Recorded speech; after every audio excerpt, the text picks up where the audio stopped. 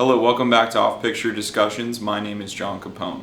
Today, my guest is Spyder Dobrofsky, who is a writer, director, and producer. He's self-produced two feature films, which he also wrote and directed.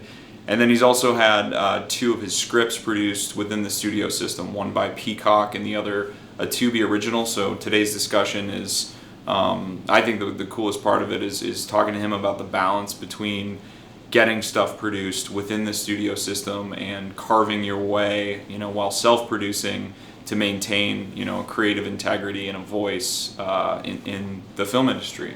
So it was good to catch up with Spyder. He's been a friend of mine for over 8 years now, and I hope you enjoy.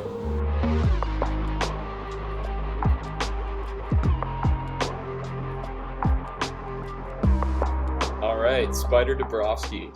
Thank you for hopping on here. I know it's been a little bit of a long time coming. It has been a long time coming.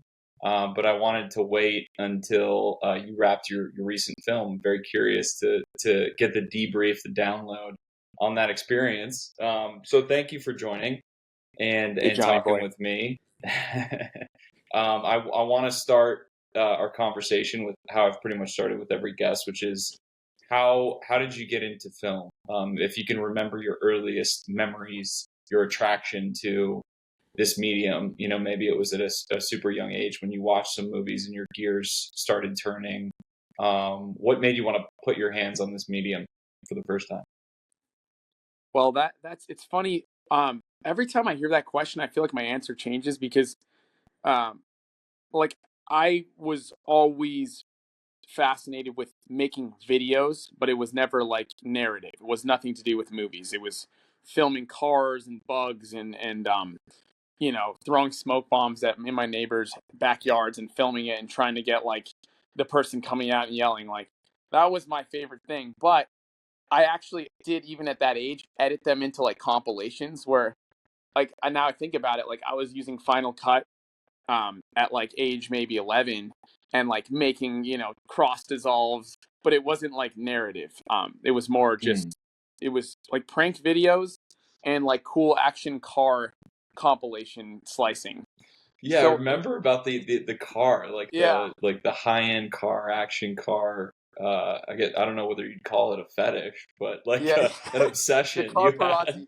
It was a deep passion for which I really believe translated into making movies because I really filmed cars because I was obsessed with the art of certain car models and Mm. for certain Ferraris, and there were certain cars like Mercedes that I didn't film. It was like it had to be this look, it was almost like a painting, Right. and but that Yeah, the actually craftsmanship craftsmanship, of a car. yeah, Yeah. and it was really important that we got the cars from the right angles on when I was taking photographs, and I didn't like certain angles. And it was always important to get the car trying to move and exhaust and not just have like static shots. And it's kind of like making a movie. Like you don't want too many talking heads. Like I didn't just want, a video of like cars parked. So I would try to Right. like get them moving. I would You wait. want I the would try to, drama. yeah, I wanted some drama in it. And that's what I think made those videos take off. And that whole thing ended up with me on Jay Leno's show. But I also would say a lot of it came from like we really, really tried to like up the game of getting the type of videos that were like high adrenaline and fun and had lots of cuts. And so I would say that my filmmaking passion started with cars, but my actual movie obsession began well before that. And I'd say the most profound movie that I remember saying like I love movies was watching The Usual Suspects when I was like maybe 11 Mm. or 10 or something. And then Fight Club. And then I would say when I What do you watched think it Interstellar. was about Usual Suspects that pulled you in? Was it Gosh, I guess sort of well, it all hinges on that twist, right? But that's West. films like that, it's the storytelling. It's how Storytelling. the tapestry of this plot is sewn, and everything's got to be in the perfect place leading up to that Mm. twist for it to have Yeah, its maximal that impact. that plot twist was like I think it probably was what it was. Is my early love of movies came from loving the plot twist movies. So it was like that Sixth Sense, and I just love the idea of someone breadcrumbing me and all these story bits. Hmm. and then like pulling the blanket out at the end, and it was like there the whole time, and and Usual Suspects does that so well. Um, Yeah, but agreed. when I've watched it later, I've now Actually, really Fight gotten Club's like that too. That has a same pretty with Fight gnarly Club. twist. Yeah. All of my favorite movies are kind of like that, to be honest. Yeah. Um, but that was probably the early genesis. Is something that combination both of those. But I really didn't. I didn't write my first screenplay until I was 20 years old. And I Mm. didn't make a film that was like narrative, short film or anything, until I was about that age as well. But once I got the bug, I went crazy. I mean, I wrote in like 3 years, maybe like 12, 13 scripts, made like 4 short films and weird art Yeah. film, went crazy. But Yeah. yeah, So I really, what was the flip of the switch for you at 20? What made you want to, I guess, write a first screenplay and really get into it like full tilt like that? I What do you think actually, it was? no, it's great. I actually went to, so I went to film school at UC Santa Barbara, and I thought it was just the worst. I mean, if they can go all over the internet and finding me say this over and over again. But I I really think thought it someone was, actually asked me recently. They were looking at film schools and they were like, "I'm also considering UC Santa Barbara." I'm like, "Oh, I have someone who went there. yeah, I have a buddy who went to their film." And they're like, "Yeah, it's not a film school, but it's film studies." I was like, "Yeah, I had a buddy who said it was like film studies. It wasn't a film school, so I can film introduce you theory. and give you the And lowdown on again, that." if Yeah. they ever end up listening to this, I will say that what I would have liked to have seen is an entire flip towards film production and away from film theory, because film theory is not good for people trying to learn how to make movies. And Mm, and you want to, I believe you want to foster an environment that if a kid, young kid wants to make, like, go into film, let them learn how to make movies, and that should be the main through line of it. yeah. But either way, I got my education from um, not getting any help from them, and then basically being pissed off and saying I'm going to make a film outside of school because they didn't let me into the 106 program, and then that Mm. turned into a fuel, and I made my own film. Um, Interesting. So that little bit so of adversity right there yeah, yeah, made you yeah, and I explore, a way of working, a way of operating that, if you hadn't had that, maybe you wouldn't have been so lit up about it, right? yeah, I got lit up. I got lit up from the idea that, like, I mean, it's a great petty story, but I got onto one of these productions, and I was the cinematographer for this film. I got on as a DP, and I just brought my own 7D, and I was like, well, this person's a director who pitched their thing and got to make their movie. And I was like, what is this mythical director? I'm not a director. I don't know what that is. I'll never, you have to be born understanding that. And I got to see this guy direct, and I realized that he was an idiot and had no Hmm. idea. He was just making stuff up with there wasn't this like magical quality to this guy. And then he had to go to the bathroom, and he's like, can you just direct this scene? And I remember it was supposed to be some guy entering a room, and I was like, well, if I was directing this just from, like, I don't know what directing is, I'd be like, hey, let's actually have you stop right here where the frame is good, have a moment here so it's not just you walking across the room. And then Mm, all of a sudden I realized that that's I what it was is. directing, and I realized that Yeah. it wasn't this, like, Merlin craft type thing. That it was just having Making a it vision. happen. Making Yeah, the whatever's happening in front of the camera, just telling a making it all story with happen. the Yeah. camera and people and actors Yeah. and Yeah. props. And so after that, I was like, all right, I wrote a short film to make my own film, and Yeah. then I just kept making films and writing scripts, and just learning more about the craft from just diving in. But I'll say I really, some people, I think you were more like that. Like, I didn't go to school thinking I was going to film school. I Yeah. never grew up thinking like, oh, I want to be Spielberg. Like, I really didn't even know what a director was or a screenwriter was, which sounds crazy because my parents have been screenwriters clearly since I was a kid. Yeah. But I Yeah. never knew what they were doing in there. And when I was making my films, I didn't even know that you had dialogue. I just thought you Yeah. like I just thought you grabbed actors and, like, they just said stuff and you filmed it. And that was up Yeah, until I I was mean, like so 19. we'll continue with the Yeah.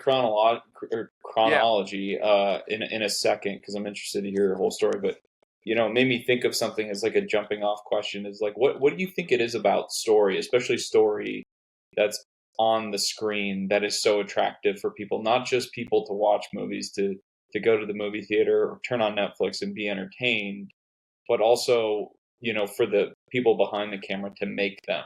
What is it that's so magical about that process? I mean, you kind of started alluding to it with like, you felt all of a sudden you started directing and you felt what it was like. You felt that like surge of Hmm. power really that comes with this incredible creative act. But what do you think it is? Is it like, trying to get under the creative psychology or philosophy of it, of like the magic of putting up a story on screen? What, in your opinion, is special about that? I think that the idea of translating an like a light bulb, like epiphany of some sort of story or character or something, in from basically something in your head onto like the medium of film is this process that is like actually bringing your imagination to life. Hmm. And then you have all of these tools or or obstacles that are basically like you can either correctly translate it out of your mind onto page onto film, or it can just totally miss and be nothing Yeah, like whatever that thing was that first grabbed you.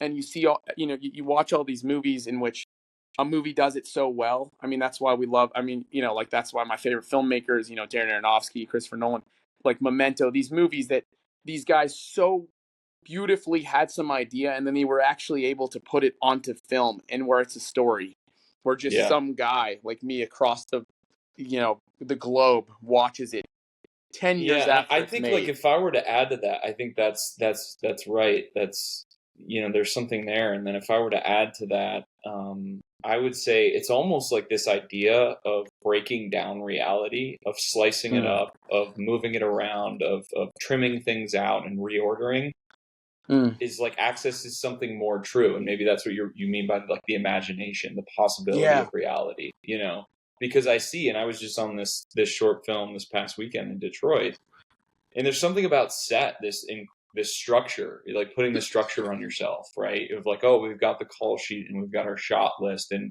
people are coming together. There's all these logistics we need, to just start the day and get the day going successfully, right?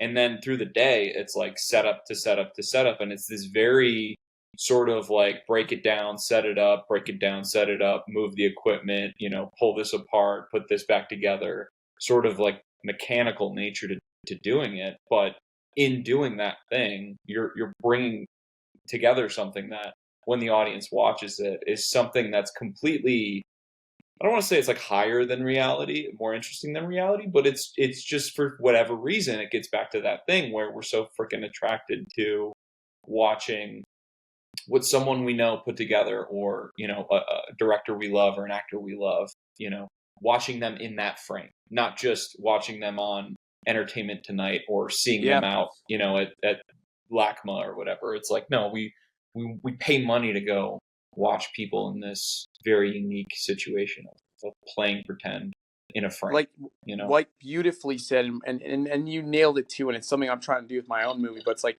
you actually it's not better than reality, it's the ability to go deeper than Mm, reality, because yeah. you can immerse someone into someone's psychology of what they're thinking about while something's happening, and you can basically put out on film, on the canvas, not just what's happening. You can have what someone's thinking about while someone across the world is thinking about that person. You can basically like play God Yeah, in a yeah, weird that's way. kind You know of what I mean? what it boils down to, right? Is Yeah, like basically accessing it's a different dimension, basically, yeah, you can like stop time and Yeah, yeah, reorganize time and space. yeah. And I it's was why thinking it's about such a this the other gift. day too. It's like, oh, because I was listening to this other podcast, the Team Deacons podcast, and they had the Oh, I love production that design. one. I Yeah, love it's that one. great. They do such a good job. The production designer of Oppenheimer was on, and she was talking about how, she had this miscommunication with the people that were trenching, like laying cable, part of like Yep. the grip or construction team or whatever, right? And how they had this very specific way of doing it, and they kind of just did it. They did their thing and they clocked out. And she was like, "No, I expected more communication. Like, I expect everyone to be on the same page, to be emailing. Like, I know this is just like a show up and punch the clock and get your job done type of work that they do. But for me, it's like everyone coming together to make this film special is should be have that awareness and that consciousness of, hey, let's pay attention and let's make this thing collaborate together, communicate together, make this thing the best thing it could be." She's like, because what we're doing, we don't get redos. Once the film is done, No it's locked, redos. it's in theaters, like it's in print, it's a part of history. And I think that's when you said that, it made me think about that, like the nature of it being locked in time. This story exists in time, even if it's a story that's told over 20 years or over 5 minutes. It's still a piece that is kind of in amber, in solid amber. You're And it's capturing people, man. You're yeah, yeah, like you watch, movies of people from 20 years ago, and those people aren't that thing. A lot, some of them aren't even around anymore. And it's like right, capturing them in time, a city in time. It's like it is narrative that what we do, but we're also talking about shooting in the real world where things are changing. And so, I shoot at some liquor store, and then next year that place is bulldozed and it's gone. It's like yeah, nobody will ever capture a scene that way ever again in that right, place, right. which I think that's which is so. As I get older too, and I look at different forms of cinema, I look at European cinema, the French New Wave, what Bergman was doing in Sweden, and the Italian neorealism, and all these different pockets of time and space, in different places. And you look at the history of cinema, even Hollywood, how Hollywood has changed over 100 years since it's been an art form. It is incredible to watch. It's like it's a document of our culture, right? it's why I'm such a big fan. And again, I haven't had the other experience, but I just can't imagine not shooting on location for Mm. those reasons. Like I feel as though I'm choosing place. Like I found this church too. I'm like I'm choosing places with real history, and by going to that location, I'm actually getting that bit of history and all of the you know not tangible qualities of that place that exist in its atmosphere are captured on film with the actors' faces, with the camera, the way the camera and the light comes in, with the way the crew acts, and it changes everyone when you actually are on location versus something a lot more staged. Yeah, Um, yeah, yeah. I saw it Totally totally agree. light up the movie I was doing, and I'm like, oh my gosh, and it's a rush going to a place. Yeah, Um, yeah. Yeah, that's there is that's something that, like, specific. it almost feels like you're in, special forces, or you're doing some sort of, like, I don't know, like big time, like, camping journey where you're like going out into the Mm-hmm. wild, and you're taking In the your wild, camera, you're yeah. taking your set, and you're engaging with the wild, and you're trying to tame it and grapple it into this vision of yours. And it kind of like, Yeah. that friction, that creative process of battling with a location and working things out. You have something that you've created on the other end of that, with that location lending itself to your vision. So yeah, that's really cool. And that, you were generous enough to share I think it was the first 10 minutes of your current cut of this film. And Yeah. that location that you chose for that opening is a character, like the bank in The Dark Knight is a character. It's Yes. like a very specific A aesthetic and character. palette. you know it's a Yep. very And specific palette you've chosen for the opening of your film. It did make me think of The Dark Knight, and how, like that's like kind of a film where it has a very memorable opening, that yep. whole sequence. So I thought you executed on that on that Thank level you. Oh right man, off the I bat. can't wait till you see some more variations. It's Yeah, but that's I'm excited. been the craziest thing is like having a script that I wrote 2 years ago and then have been changing and then actually having it on film and then actually needing to like it's a really empowering feeling to look at your footage and your dailies and be like, there's something special in this movie. And then it's been my first experience, but the actual friction of making the actual flow of scene to scene Mm, in the story, much mm, harder than I thought it was going to be. Um, yeah. Even though I can see in all the footage that there's a movie, but in actually how to piece it together, Mm, it's been a much more difficult process than I ever thought, because I thought the hardest part was going to be actually getting it on film, yeah. not actually assembling and finding a story with what on film I know is working. Oh, Does that make interesting. sense? Interesting. It's Yeah. like I have Yeah. the Rubik's cube. I know in this Rubik's cube I bought that there's a way to solve it, and yet the instruction manual is totally failing me. And yet I know that this Rubik's cube, like I've been told that it works, but I don't know how to get it there. Interesting. That's so interesting. And do you Yeah, feel like I'm fine talking about this right now because it yeah. kind of sets up the next question, but do you feel like the script down below when you wrote it, that translated to what you were able to execute? Does that resemble it at all? Or were you Mm, rewriting, throughout the process of yeah, pre-production and into production and kind of like changing things to conform the type of shooting you were doing to the story? for sure. I mean, I definitely found myself in that David Lynch Mulholland Drive scenario where the movie I started making changed when I basically came up with a a story and a plot twist and an ending that I just thought was better than what Oh, I had ever interesting. hatched. Yeah. And yet I was able to film and finish the Rubik's Cube of the script and get it all. And I still think that the movie I set out to make is the exact same movie that I ultimately have. Yeah. But like on a core element of what it's about, but the story has changed dramatically, and um, I think it will continue to change dramatically in all the way through this post production process. Interesting. Because I have learned a very valuable lesson, and maybe it's not like this with every script, and maybe it is, maybe it's just my scripts or whatever. But I feel that I shot every sentence of the screenplay, and I put a vision, and I really tried to capture what was there, not what was supposed to be there, but what was there. Hmm. You know, there's something to be said of blindly following the screenplay, and I came from being a writer too, but I understood right then and there that as a director, you can't be a writer while you're directing, and you have to look at the fact that this script that was so good, I'm on set here today, and this script does not make sense with what's It's happening not here. working. Yeah. Interesting. And Yeah. my It's really job right interesting. now is to figure out what really is happening and how to capture that and still make Yeah. that fit in the overall sense of what the scene is supposed to be. And to Mm, not blindly crash the ship because the screenplay said it's supposed to be raining out and it's sunny right now.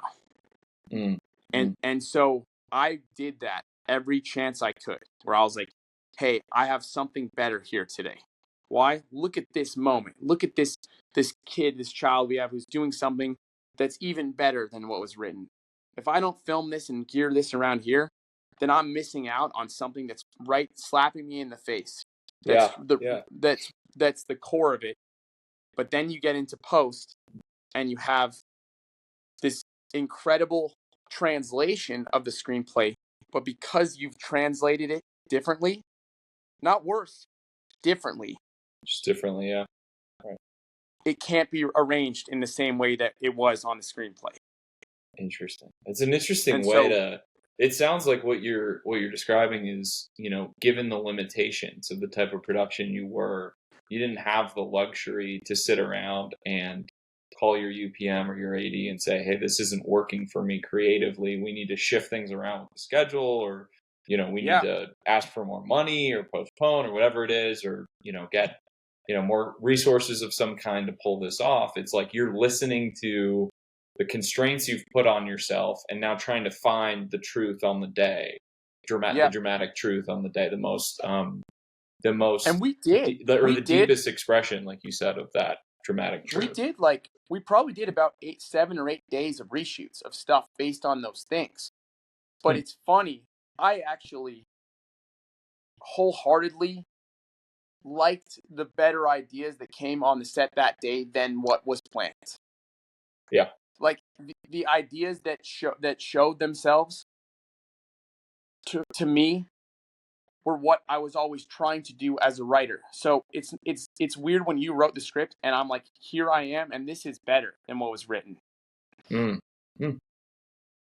And sounds like a yet, fortunate circumstance to yes, be in. I It's even better. genuinely feel that every miracle that you hope happens in production happen in production, and Yeah. that it's actually dealing with the idea that translating 105 or 110 page screenplay to film doesn't mean that every single line and idea actually translates. Mm. Mm. And maybe on an extensive level of a calculated shot listed version of that, maybe it would. But I found the film evolved into something that was far greater than I ever wrote. And now it's the job in post is to shape that and to shape it around that, and to let the screenplay fade into oblivion in the same way Yeah. that it was the North Interesting. Star. It was the North Star, I needed it. We Yeah. needed the film for the text, but then there's Right. something that the text can't do. The Mm. text can't come to life by just, oh, it's an in-house. It's two people. This guy has a mustache. This has that. Mm. Everyone has Yeah. brought a life, and every actor I found, these great actors I got, they have, an entire life of experience they brought to it. And if they're bringing something that's real and it's not like what the script had, it doesn't mean you delete it. It means you have to, you embrace it.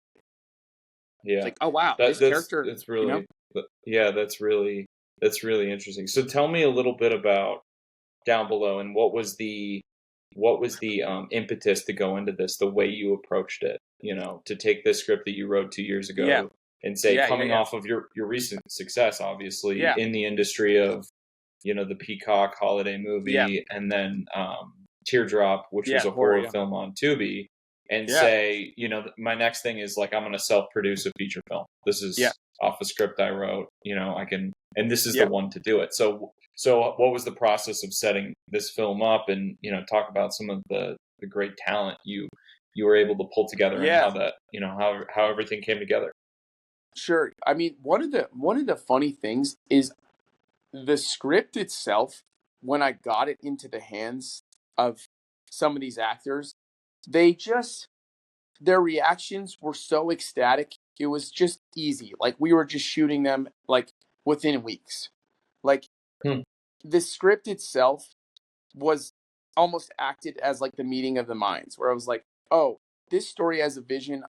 The fact that this person is considering and seeing me in this, like, and it created that kind of electricity that allowed, a certain level of talent to come on board the film. It was amazing for me. I've always been a big fan of Eric Roberts. Speaking of The Dark Knight, he's in The Dark Knight, Yeah. and getting to work with him was like totally amazing, and just the Yeah. most down to earth, like legend pro guy. Where just like his character, his version of the character I wrote was like, you just trust. You're like, this guy has created the character. Like, this is it. Like, this is the guy. Like, I just need a role. Yeah. And we're just like trying to, find those little special lines and special story beats for the story. But, he just is that good. And what it comes down to is the guy understands material. So he Mm-hmm. reads it, and where 500 other actors will play it this way, he's like, no, this guy isn't that dumb character that someone superficially is reading. Like, this guy's a lot deeper than that. And then he brings that, and you're like, my So cool. gosh. And that's Yeah. that was the Yeah, case I for know. me. Is I'm like jealous. We had him casting. attached. We had him attached to Neon Bleed, and then he dropped out to do Damien Chazelle's film. So He Damien dropped out on Chazelle, Babylon. yeah, for Babylon, Damien Chazelle stole him away, which I actually liked his role in Babylon. So I was fine with Yeah. I still giving haven't him seen over. Babylon, but yeah, I mean that. Yeah, it's crazy. So that was surreal, and working as well with like Doug Jones, and then Bai Yeah. Ling were all Yep. amazing. I mean, the cast that I worked with, they were great, and I really like to demystify. Like, I felt that the casting came in from like the choosing of these actors for these specific parts was the casting part, and so it made like what they brought to the character was so good that I don't really need to direct. I don't need to direct Yeah. actors. Like, I Right. don't really Right. look at it that way. I'm directing for story. So it's like, this person is that character. They came up with it. What I want to do is make Yeah, sure isn't that it we so hit nice this when an line. actor has like a point of view and an authorship all their own, and they've got Yeah. their own ideas, and they're presenting things to you that Yeah. you didn't command them or direct them No, and to that's, bring or research or whatever. It's like they thought about it. They read the script, they went home and did their own homework and brought some ideas that were exciting and fresh for you to witness, and maybe gave you new ideas of how to chase a direction or dial back your own ideas of the scene, whatever that might be. It's just, oh, man. that's what I live for that too, when actors come with their own authorship and their own point of And I'm view. sure you're the same way too. Like, for me, I when I bring an actor onto the film, I don't want to make their choices for them. I want them, Right. like, what I'm looking for is an actor whose choice for the character is the fucking best choice, because I don't sit around and say this is who the character is. Like, I don't do Yeah. that. I don't write these characters and say I know who this is. Like, I'm Right. looking around at actors or self tapes or whatever and looking for the person who's that person. It's not like Yeah. I know who that person is. Yeah. I'm not like, oh, I I know who it always is. feel I would agree with you, and I always feel better about my material and the vision I'm chasing when I'm not in control of all that too. There's something, this idea, I think by it was this writer John Yeats or something like that, called negative Mm, capability, and he's like, you basically have to chase down, set an intention out and chase something down intellectually, but recognize and understand that there's a part of what the problem you're trying to solve that sort of has to reveal itself to you. That yeah. you're in this state of unknown, and that's okay, and something will present itself when you set an intention out. And I think that's so true of the creative process. It's like, that's what, in my opinion, makes film sort of the ultimate medium, because all of these people need to collaborate, and it's not just a director's medium. I think great film is, a director's vision, but it's not just a Vision. director's, Yep. right, not just a director's medium. It's an actor's medium, a writer's medium, Yeah. a composer's No. medium. And you're like, I look at it as like, my job is to make sure that all of these ingredients in this giant salad fit into one salad, and it's not like someone's putting chocolate chips in the salad, even though the chocolate chips on their own are good. It's like that doesn't Yeah, fit with the whole salad. right. But it's like, hey, sometimes somebody like brings mango into the salad, and if you do it correctly, mango can work in your salad. Yeah, And so yeah. If we know you're we're trying, making like maybe like yeah, a Mexican flared salad, like yeah, yeah, bring the yeah, yeah, mango, bring the mango and yeah. the cilantro. So like, you're basically, and that's why like I really, um, and same with the script. Like, I don't like sit around and worry like, oh my gosh, I don't have my ending. I just know that the story is right and the ending is going to present itself. And I've always written my screenplays that way, with no outline and no idea how I'm going to end the movie. And Cool. so That's cool. it allows for this like high pressure organic unfolding, where in one moment, like, this guy joined the film, and he joined to play this character, and I told him, I was like, hold on, like, he's like, can I have the sides? We're shooting in a week. And I'm like, give me 1 second. And like, until the day or two before, I rewrote his entire character and changed the whole ending. And then that's Wow. not even the part he signed up for. It was like the part thing. And he was like, this is brilliant. And it changed the whole film. But it was Wow. always supposed to be that, the way I look at it. Like, it was always, That's so exciting, man. It sounds like with this project, and it's very scary and risky to do, right? Because yeah, for you're just sure. committing to this months, years long process. Like, I Yep. remember you telling me, you're like, I'm not sure, like, we don't have a set schedule. Like, I'm not sure how long this is going to take me, but Yeah. I'm Yeah. embarking on something that I feel I have to do right now creatively. And Yep. I could see the fire in your eyes, and It sounds Yeah. like what you had was a true sort of auteur experience with this film, where you were Yeah. able to like test things. I mean, we Yeah. don't have the luxury of that nowadays. I don't think anyone in the No. world has the luxury of that nowadays, but especially not in the American film industry. Maybe in industries, maybe in Canada or somewhere in Europe, where they give government funded like grant money to filmmakers, and they have Sure. time and they have the schedule, and they can mess up and experiment and say, that whole 2 weeks of shooting, like I decided I want to do something completely different. So they just Yep. trash the dailies and do something different, You and they have that trash, time. or you like They, get what's funny. You like yeah, actually keep like a tiny percent of it, and like right, that little bit of thing ends up in it, and it becomes it's such right, a rich film yeah, because you're like, yeah, right. I think the key way to making a movie is you still have to be willing to kill your darlings, and that means killing the stuff that doesn't fit the overall story that your story has yeah, become, even though right, there's some really great element about it where like, hey, this is great directing, this is great shot, this is this, but it's like if it doesn't have anything to do with the story at large, then it really doesn't belong in your movie, and you would just be yeah, keeping it in for a career or reel or some sort of like other element. But yeah, I'm a true believer that like movie makers and really have to make movies that are unapologetically that movie, and that things right, that betray that story um yeah, come at the cost of the entire audience experience. And people won't forgive you. They won't forgive you if you put in a dramatic Oscar moment into a movie that is no way trying to be that kind of movie, because all of a sudden you want to show that you can direct actors. And it's like, hey, I was enjoying this revenge thriller starring Nick Cage, and all of a sudden it turns into like, you know, a drama thing, and you're like, yeah, yeah, know your story and know how to stay on track of that story, and to yeah. be like selfless about the story being king and nobody else, not the actors, the director, the cinematographer, the editor. Like the story should be the star of the movie. So true, so true. So how did this compare? Because you wrote, directed, and produced one other feature, right? All three of Yeah, those yeah, the black and roles. white one. Yeah, yeah, yeah, Yeah, yeah. the Spiral, it's called, Totally right? different.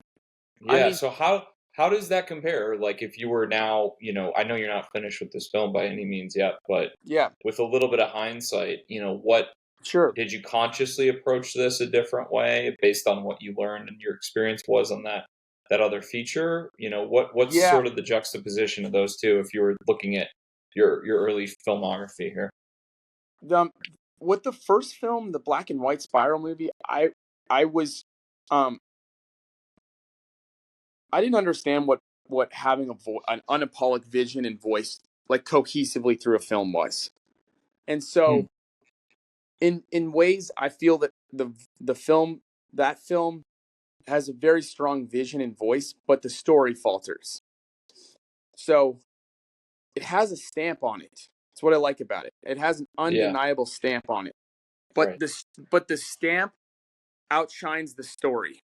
The Hmm. story doesn't know what it is. And it Right. comes and it goes and this and that, and there's scenes that are good, and then there's scenes that become some other genre. Um, and on this movie, I really felt like I was able to make the story, the vision match the story specifically. So Hmm. all of the aesthetic vision elements that are designed to feel like the tone of the film contribute first and foremost to telling the story, not to having a style, not Hmm. to, having a stamp. And that it's a Right. lot more of story based. Yeah. Versus my first film, I felt was a little bit more like filmmaker based. Yeah. Like you were attracted to certain ideas and you kind of just chased them down, but Yeah. didn't have the audience in mind. Didn't Yes. keep the I the had thread no of audience. like a holistic experience together. Yeah. I will admit I had no audience in mind. Um, which I think was a really good experience for me to have, because I needed to Right. gain A good confidence. And exercise. Yeah. yeah, I need to gain confidence in this idea that I was a filmmaker and with a vision, and see what that would look like. And so Right. basically having full creative control on a true ultra low budget like that movie allowed me to see the film all the way through and see which ideas really translated well, and then see some where it didn't, and then to kind of understand that I still have to keep a finger on the narrative, and whatever that narrative idea that I really like and started has to still come through, and I can't just lose myself to some sort of subtext core idea, even though I like that idea so much that I Yeah. really made a movie that was like devoted to a subtext. Right. Right, because it goes back to your point about like what is so attractive about movies for both filmmakers and audience, and I think it is that stringing along, right? The twist, the secret that's revealed. It's like when you have the ability to tell a story that makes the audience lean in and feel immersed, but also feel invested emotionally. Like I want to know what happens to this character.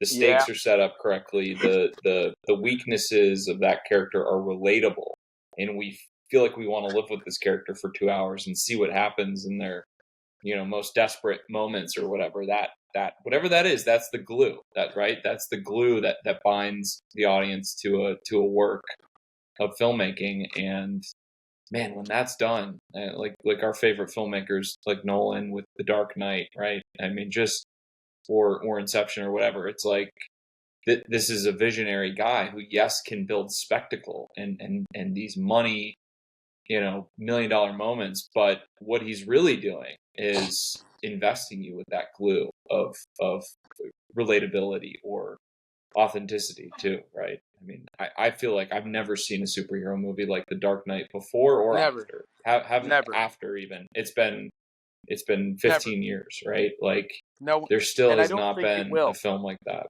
No. I don't think it can happen again either, too, because Yeah.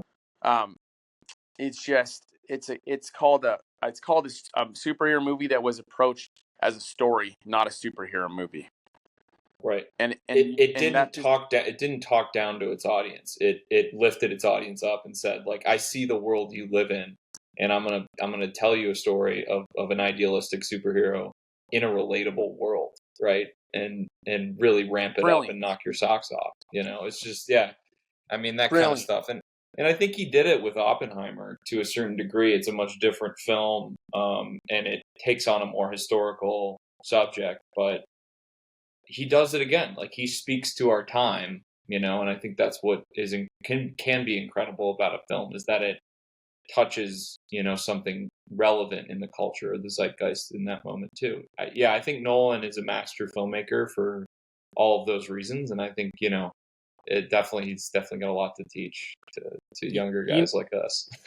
John too, man, and that's the thing as well. Like on this Down Below movie, I think that I also really by trusting in the script too to guide me was like I wrote things that I knew I had no idea how to do in terms of some spectacle and action and ambitious things. Hmm. And on the film prior, I cut down a lot of those things in the script because I was like, well, I don't know how to do that stuff, so I'm Mm. going to keep it character. Hmm. And on this one, I was like, well, I need this stuff because it's part of the plot. And so Right. I was like, I just took a different approach. Like, I'll find a way. Like somehow I'm gonna do and then it clicked to me. Yeah. It's like I don't have to do some. I have a big crime and atrocity that occurs in the movie, and it's like I don't have to do the crime in my movie the way Tarantino does it. I just have to do it in a way that I think is authentic and raw, and that I can do. And Yeah. that kind of freed me, where I was like, wait, That's awesome. I don't know how to make action look like Spielberg. I don't know how to make action look like David Fincher. I'm like, but I do have an idea based on this set and these actors and the extras and some of my resources of how I could do it. And I was like, let me just trust that and get everyone on the same page of trusting it and us trying to do something special at this place and see if it works. And to my surprise, it actually it works. And that I think was the big thing was like, okay, like going into the unknown that is actually what every single filmmaker when Nolan goes from The Following to Memento, he is doing massively ambitious new things for himself. Yeah. Yeah. The idea of going Following where there's almost no action and violence to like Memento where there's like things and attacks and car chases and whatever. And Yeah. it was, I felt that I was faced with that same scenario. I'm like, I can either cut this out of the script or I can do it. And then I was like, all right, I guess I'm going to do it. Right. And now I Right. look at that stuff as some of my favorite parts of the movie. But at the time, I felt like a total imposter, and I wanted to cut it because I was like, Yeah. I don't know how to do anything that isn't just like psychological and character. Right. And then Right. you're like, Interesting. okay, let me try it. You know? That's interesting. Well, I'm looking forward to seeing the film. Yeah. If it's still a cut or when it's Yeah. Yeah. Yeah. finished Yeah. at a premiere. Yes. I'm super Yeah. super I know. excited I to know. see what you put together. I know how long it's been, and you've I got a know, lot of man. It's you've got a lot of hype. You did a good job with the PR already with the articles yeah. that are out there, and you've got Well, some it's big easy, names. man. So it's a You big thing, dude. It's a big you deal. get you get those actors and like and they're excited and I Yeah. just also think that it's a testament to like um putting the right cast together with the Yeah. right genre and tone is exciting. Yep. It's like Yep. seeing like Eric Roberts and Bai Ling and Alexis Knapp and these people in this like genre Christmas horror movie is like Yeah. something you haven't seen before. And Yeah. No, so you're right. It's super that exciting. and that was where I was like very excited because I was like, wow, like this film is different and it's refreshing and it's got a side of all of those actors that I know nobody has ever seen because I've seen all of their work and you've never seen any of these people play Yeah. roles like they are in this movie.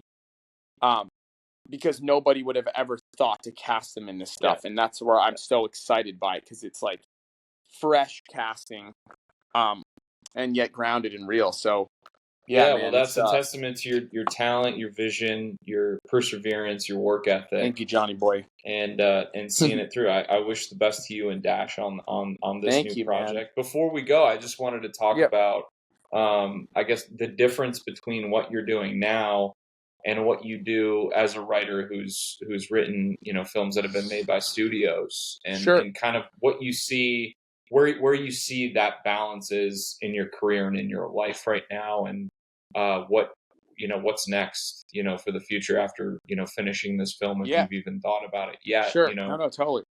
where is that balance of independent filmmaking and Yeah. studio filmmaking? Where does that lie for you? Well, it's so interesting because when you're making something yourself and you're writing it and you're like getting financing and crews and people, like you are faced with the hard realities of practicality, right? Hmm. You have a jet plane scene in your movie. Are you going to get a jet plane in your movie? Are you going to fucking go through all the insurance? Are you going to pull that off? Now, when you're writing, I feel that there's a liberty of like you have complete freedom to really push, Yeah. on the like scale of a movie. To really push on the like, hey, you can kind of do whatever you want and sell it because there's a studio or a finance or person out there who, with the Right. right cast, will do a movie on that production scale. And it's like, see, especially with the Christmas movies, like the Housewives Peacock movie was like a $7 million movie, and they've got cranes and things and elaborate Christmas set pieces and snow blocks in Utah. They're turned into like snow festivals and stuff. Yeah. When you're actually making a movie yourself, you ask yourself, do you need that stuff, and what do you need? Right. And so I like both of them because I think that as a writer, I can just go full imagination. And as a writer director, I going imagination, but in the practical land of, is this a film that I, Spyder Dobrofsky, can and want to make? Yeah. Yeah. And there's a lot of scripts I've written that I really don't want to make because I just don't. I really value the filmmaker on films and directors so much so that there's films that I just know I'm not the right person for. Mm-hmm. And but I loved writing them, and I think that they'd be great movies, but they're just not movies that I think should have my handprint on. Yeah. So I mean, I'll for sure always write scripts, and but this movie, I think that we've got a couple of distributors who want already do it and sales rep, and we're now talking about doing that, film festivals. It's great. It's great. But It's awesome, man. No, again, I feel the same way. I think that's so true. It's this middle path. If you truly want to write and direct and see films of yours out there. And if it obviously starts with like having a story that you want to tell badly enough, you're going to Yeah. find a way to do it. And I think that is, as you grow as a filmmaker, you have more access. You know, start collaborating with people, and there's just energy that picks up. So you have more and more access. But it is always a question of like, okay, is there too much, right? Is because at some point you're doing trade-offs, right? For more money, there's more people involved who have Yeah. creative opinions that they're allowed to give you, and there's more on the line in terms of returning an investment, and maybe Yeah.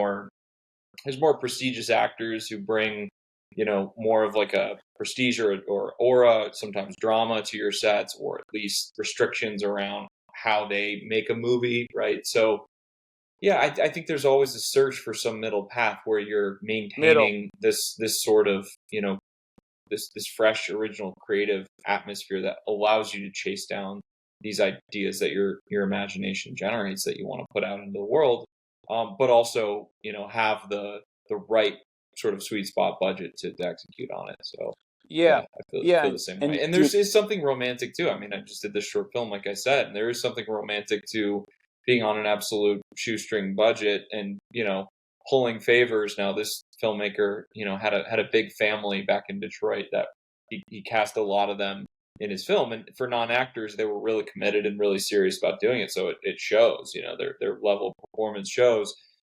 But he's not paying actors. He's doing yeah. favors for locations, and the locations were legit. So it's like, if you can do it in that way, there is something really exciting about bootstrapping your film and just knowing that the Yeah. buck stops with you. No, So amen. I that's always what I tell people is like make your movie. Like if yeah, no one's financing you, make your movie. If someone's financing you, make your movie. You're just making your movies. And yeah, you're like whatever way you can make your movie, I feel is the best way, because the only thing you shouldn't do is sit around and do nothing and wait for somebody to come let you yeah, start a career. right, I feel that is the only sin of being a filmmaker or a writer, is basically sitting around and saying, well, I'm going to wait till I get signed by CAA and then I'm going to start my career. It's like, just start now. I don't only have, one actor friend. Well, then make a one location in the coffin movie. It's like you yeah, basically, right? You find the idea that you can pull off at your point in your life right now. And I feel like that's the best yeah, movie you can make, is so the movie true. you can actually make. And then you just keep going and gaining momentum. When I started this film, I didn't think that we were going to have this cast, but I knew that this film had to get made. I knew that Yep, this script of mine was going to get made. And I had a weird feeling that somehow I was going to land some actors, even not knowing any of them. And just from, I was like, I just feel that this script has something magical about it. And somehow, some way, it's going to end up in one of these people's hands. And I got into like 3 or 4 actors' hands that I was like really big fans of, that um, now it's not a big, it's like, you know what I mean? It's been demystified for me because I've worked with them. But if you yeah, told me sure, that at the time when I wrote this shit, I would have said you're messing with me. Like that's impossible. yeah. And Look at you but it now. just yeah, no, but it's like just persistence on this film, and Yeah, like yeah, unapologetically when I met all these actors, like, and I was asked the hard questions about the project, I you died on just the lay it project. down. I'm like, This this hey, is I'm this is not, what it is. yeah, I'm like, I'm not pitching you on how good you are. Like, oh, I'm a fan. I'm like, this movie is going to be something really special and unique, and I know you know it because you're sitting with me after reading the script. This is what I'm going to do. Would you like to go on the journey? And that's just how I Awesome. got everyone. And it was no like no ass kissing, no like this. Yeah, It was like not political. It was just purely like, do you love this script and story as much as I do? Great, let's make it. yep, And all of them, that's man, it. they're like big kids with their toys. We're all the same person. We're just like trying to make the movie that they Yeah, read. And no, it was it's the that simple. best. And that was actually like why I'm so excited to make more movies. And like what I was telling you next, I'm like, I really want to make one of my sci-fi scripts next, because now I understand that my job is every script I tackle should be scary about new elements I don't know how to do. Right, Um, right. and that's what I did in this one. I was like, I've written horror movies. I was like, I don't really know how to make a genre movie, but I'm going to Mm, make it. And now it's like, oh, I don't know how to make a sci-fi movie. Well, I'm gonna try. Cool, man. That's awesome.